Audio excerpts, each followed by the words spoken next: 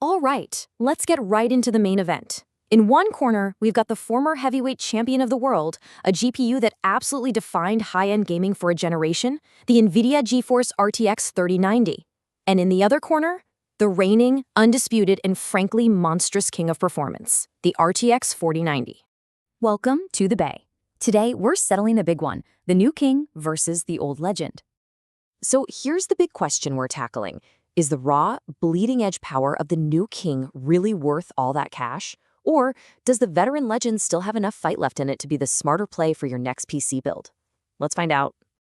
And hey, just so you know where we're getting our intel, every single benchmark and all the data we're about to break down comes straight from the pros over at bestgpusforgaming.com.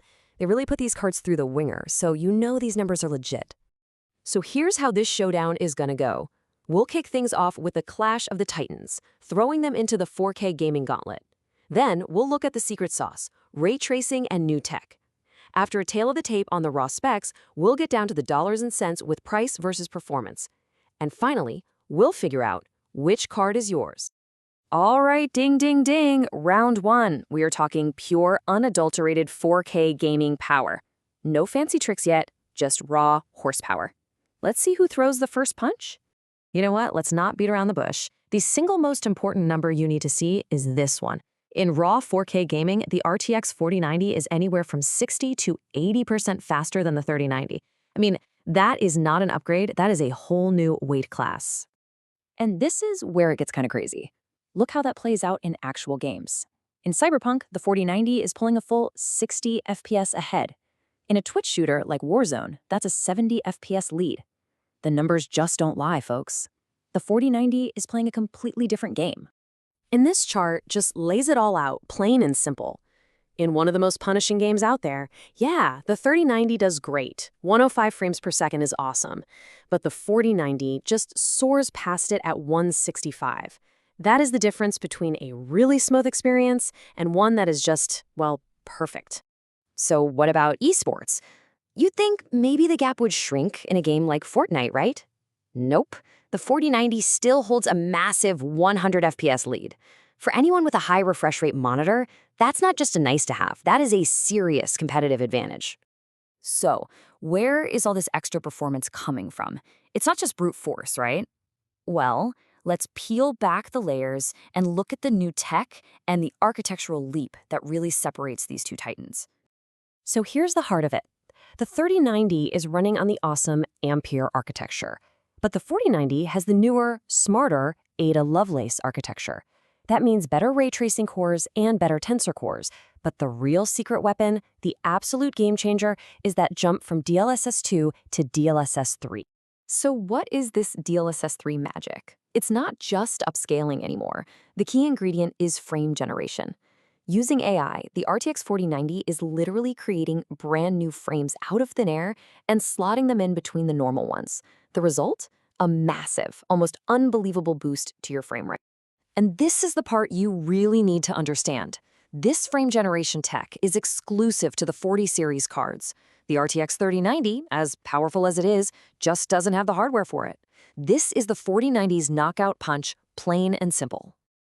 Okay, time for the pre-fight weigh-in. We're talking specs, power consumption, and physical size. These are the real-world things you gotta know before you even think about putting one of these beasts in your PC case. So you look at the tail of the tape, and one thing just pops right out. VRAM is identical. Both cards are packing a massive 24 gigs of GDDR6X, which is incredible for creators and 4K gaming. But look at that power draw. The 4090 is thirsty, demanding 100 watts more power. That means you'll need at least an 850 watt power supply. That's a serious consideration you can't just ignore. All right, this is where it all comes together. We've seen the power, we know the tech. But which card is actually the better deal? Which one gives you more bang for your buck? Let's go to the final scorecard. So if we look at pure value, we can actually calculate a frames per dollar metric. Using the data from bestgpusforgaming.com, the RTX 3090 comes in at about 0.15. Let's just call that our baseline for value. Now, you'd think the more expensive card would be worse value, right? But check this out. The RTX 4090's performance is so much higher, it actually gives you better value, clocking in at 0.18 frames per dollar. It's wild. You pay more upfront, but you're actually getting more performance for every single dollar you spend. So the verdict here is surprisingly clear. If you are buying a brand new graphics card today, the RTX 4090 is the better value, period. The 3090's time as a smart new purchase is over. Its real value now is all about hunting for a great deal on the used or clearance market. Okay, we've broken down the fight, we've checked the scorecards, now it's time for the coach's corner. Let's forget the raw numbers for a second and talk about you. Based on who you are and what you need, which GPU should be on your team? It really breaks down like this. If you're a 4K enthusiast who wants everything, and I mean everything, maxed out with ray tracing on, the RTX 4090 is your only answer. Same thing if you're trying to future-proof your rig for years. But if you're a creator on a tighter budget who just needs that giant 24 gigs of VRAM for rendering or AI work, and you don't care about having the absolute fastest gaming card, snagging a used 3090 could be a brilliant move. And that pretty much wraps up our breakdown. We've laid out all the data and the analysis, but at the end of the day, the final choice is yours. So after that final bell, what's your verdict? Are you investing in the raw power and future tech of the undisputed champion, the 4090? Or is a strategic pickup of the veteran 3090 on the used market the smarter play for your build? Let us know what you think. Keep it cool and keep building. And hey, if you want to dive even deeper into these numbers or check out other comparisons, make sure you visit the source for all this info at bestgpusforgaming.com. They have all the in-depth analysis you could ever ask for.